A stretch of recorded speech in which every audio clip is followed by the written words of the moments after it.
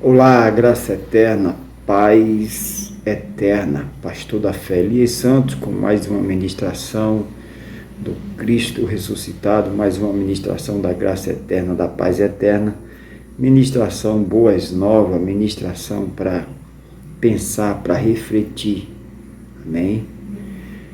Amém, amados? Você que vai nos assistir pela manhã, que Deus continue te abençoando. Você que vai nos assistir à tarde, que Deus continue te abençoando. Você que vai nos assistir à noite, que Deus continue te abençoando. Que nós possamos cada dia crescer na graça e no conhecimento. Amém? Amados, nosso tema é...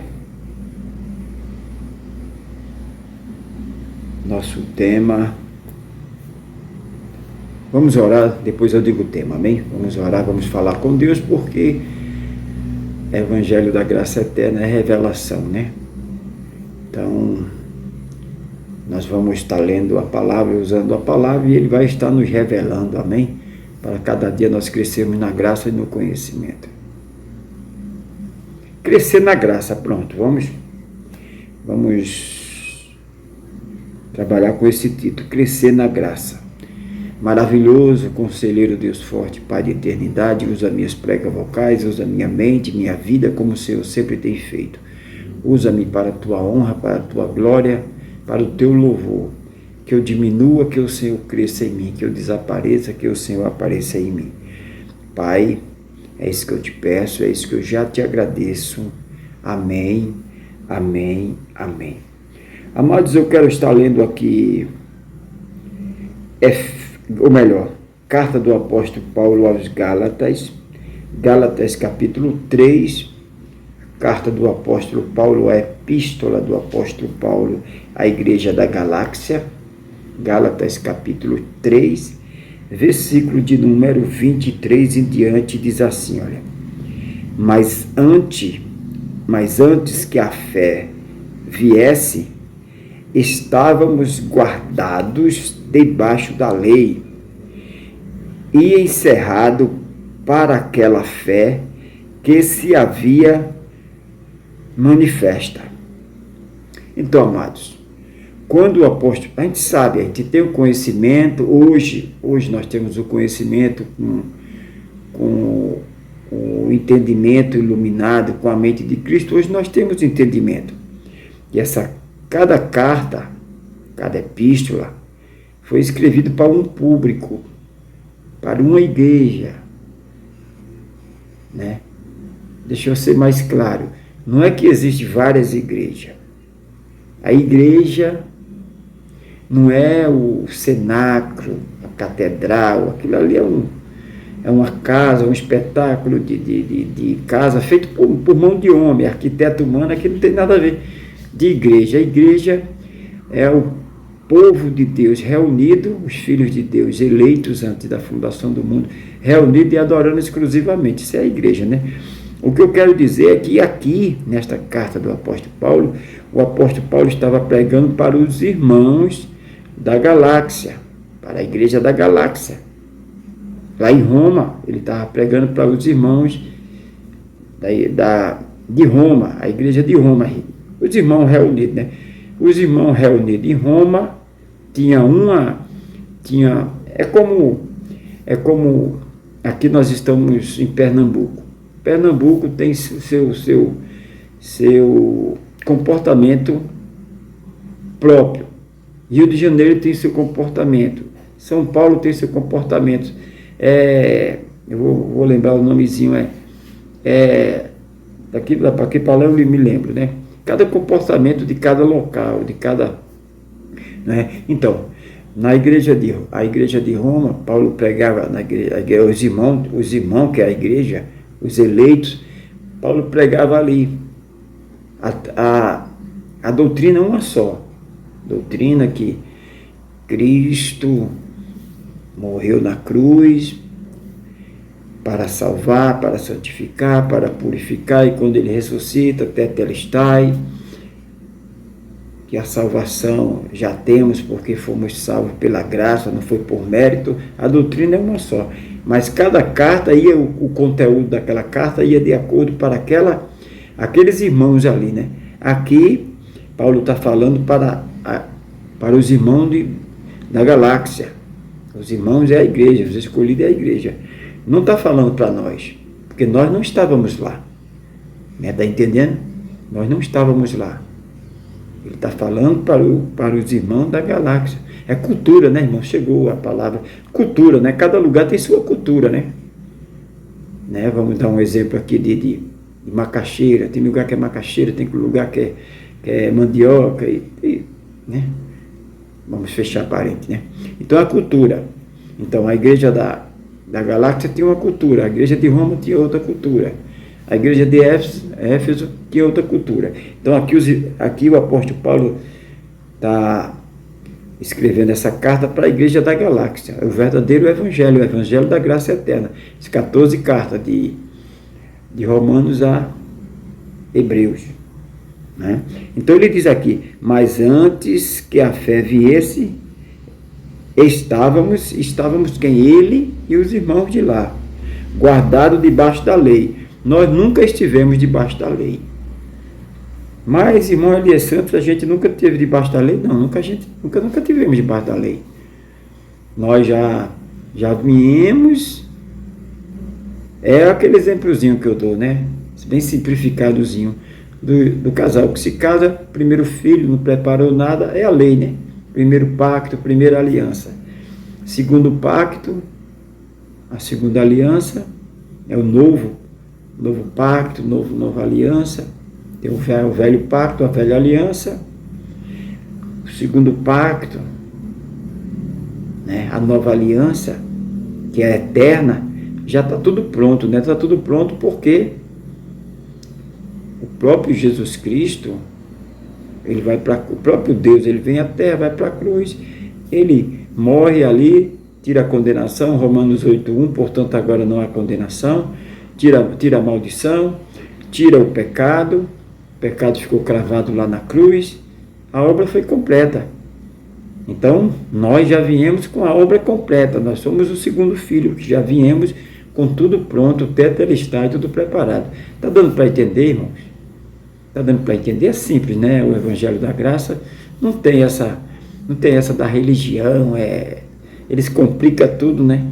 Complica tudo, não explica nada, aí você fica mais perdido do que cego e tiroteio, né?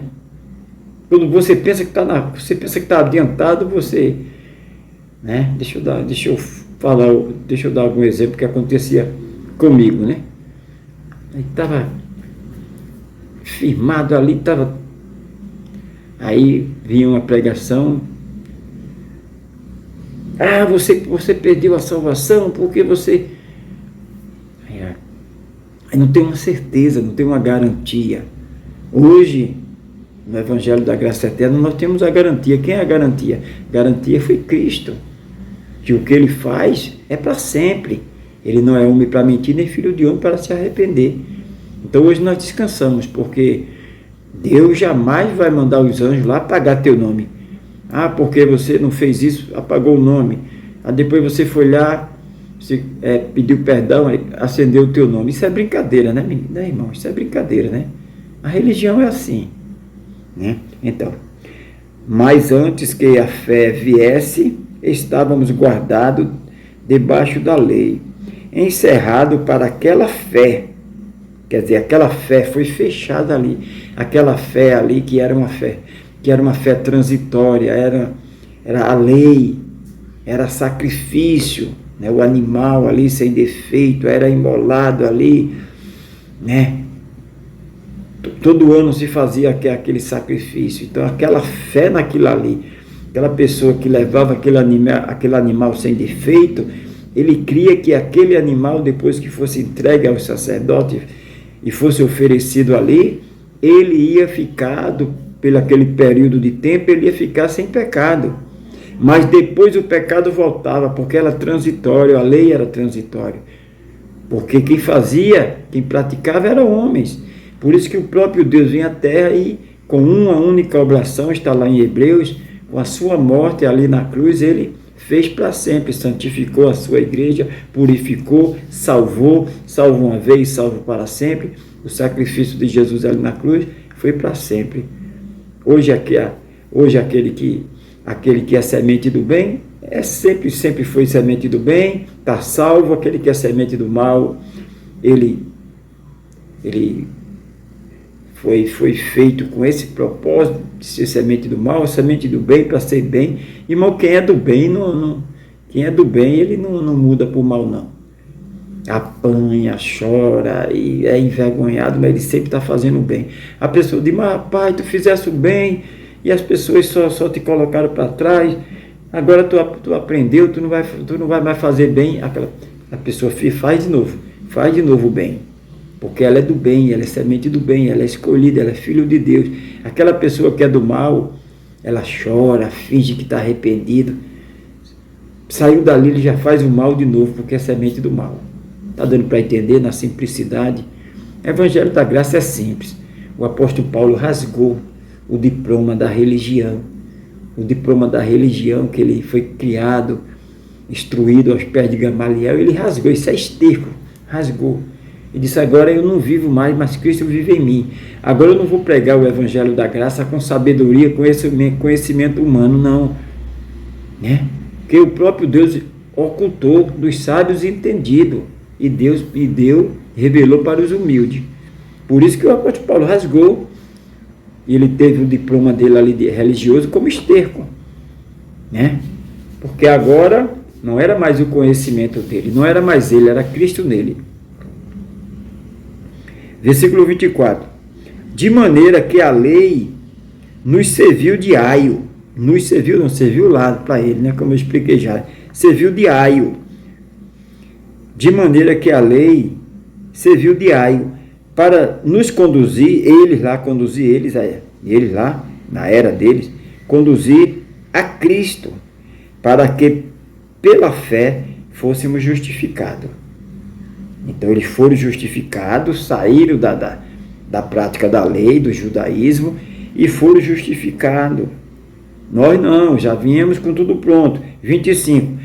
Mas depois que a fé veio, já não estamos mais debaixo do aio.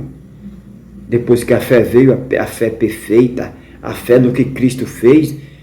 Se lembra que eu falei que a fé era no sacrifício humano, na oferenda, animal sem defeito, a purificação?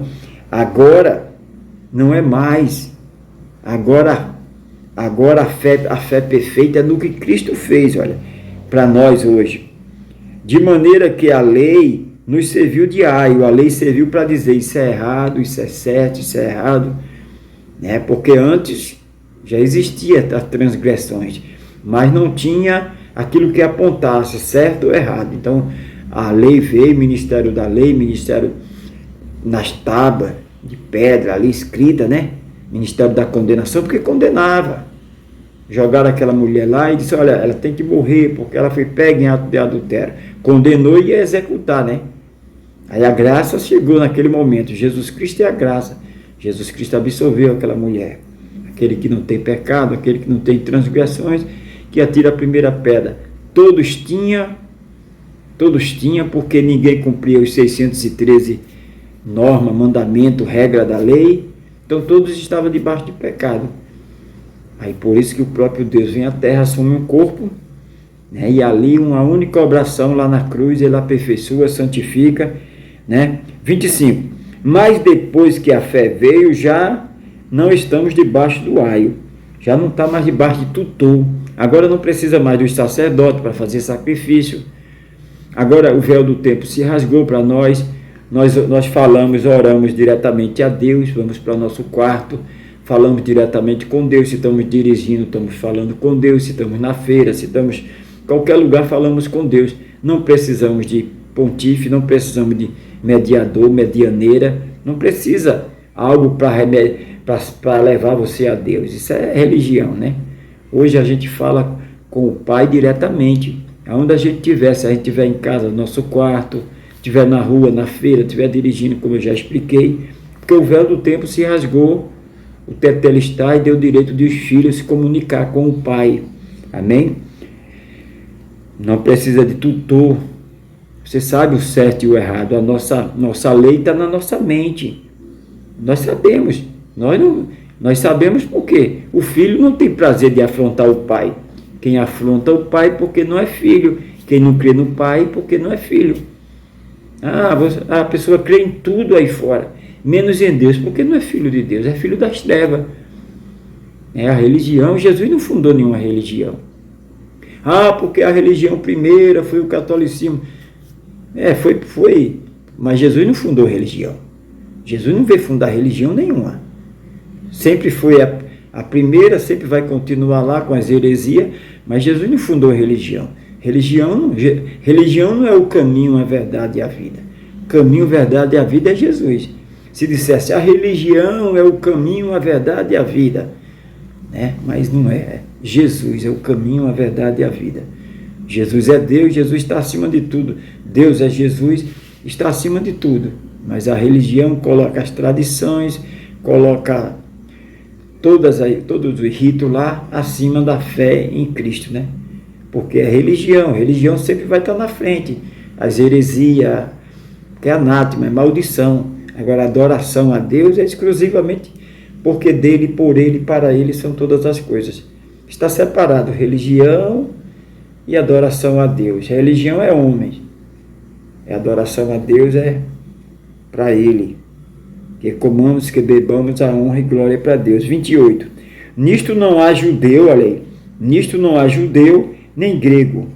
Não há servo, nem livre. Não há macho, nem fêmea. Porque todos vós sois um em Cristo. O véu do tempo se rasgou, fez todos, convergiu céu e terra, fez tudo um em Cristo. Em Cristo. 29. E se sois de Cristo, então sois descendente de Abraão, herdeiro conforme a promessa. Herdeiro, nós somos herdeiro. Amém, amados? Amém? Deu para entender aí? Eu só vou ficar aqui para não ficar muito extensa a mensagem. Vou ficar aqui. Espero que tenha dado para entender. Amém?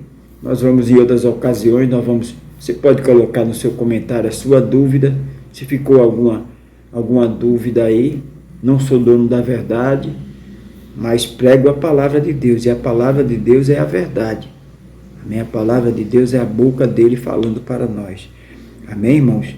Então, vamos orar, vamos agradecer. Maravilhoso, conselheiro Deus forte, Pai da eternidade, te agradecemos porque viemos no tempo certo, no tempo perfeito. O Senhor nos escolhe antes da fundação do mundo, e nesse tempo nós viemos com a obra feita, com a obra consumada, o tetelestai, viemos salvo uma vez, viemos salvo para sempre, sem condenação, justificado. Fomos batizados lá na cruz, morremos lá na cruz contigo, ressuscitamos contigo. Hoje já não vivemos nós, mas é o Senhor que vive em nós. Então, que comamos, que bebamos, a honra e a glória para o Senhor.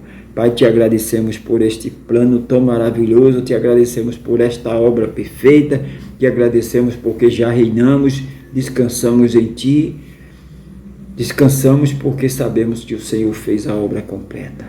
Hoje nós estamos aqui cumprindo nosso chamado, te adorando, pregando a reconciliação dos teus filhos, que já são teus filhos, mas estamos pregando a reconciliação, não chamando ninguém para te aceitar, porque quem é o homem para te aceitar ou deixar de te aceitar ou te recusar? Estamos pregando para a reconciliação.